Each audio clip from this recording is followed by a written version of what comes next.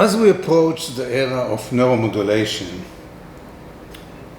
we have all these technologies, DBS, TDCS, TACS, built up.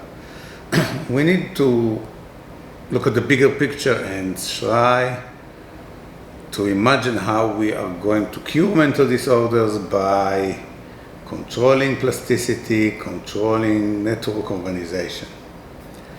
So let us try and talk about the 3 P's, the 3 plasticity induction approaches. So the first one is the one that we already have, which has to do with medication. We know that the SSRI medications are synaptogenetic, plasticity inducing, and they are typically used and pretty much effective compared to other medications. The second, so this could be the first plasticity mode would be medication plasticity. The second plasticity mode would be the direct stimulation, the current stimulation, electrical stimulation, the DBS, the TDCS, TACS, focused ultrasound, party cells. All those who directly will induce specific plasticity changes, actually could be controlled to having a global plasticity induction or focused plasticity induction, whatever is recognized as having to do with the etiology of a specific disorder. So this is the second type of plasticity, which we will call direct plasticity, acting directly on the brain.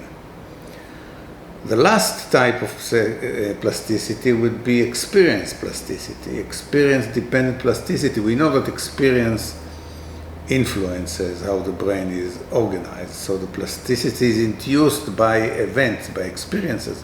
Memories are created, internal representations are created, and these should be targeted specifically to cure specific disturbance in this realm.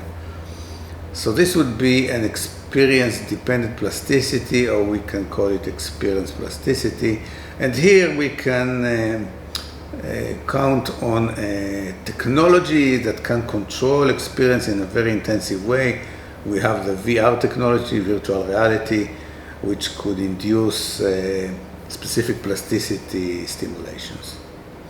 So the 3 types of plasticity could be the basic way to think about how in the coming future we will act upon the brain in order to optimize its activity and correct its disturbances.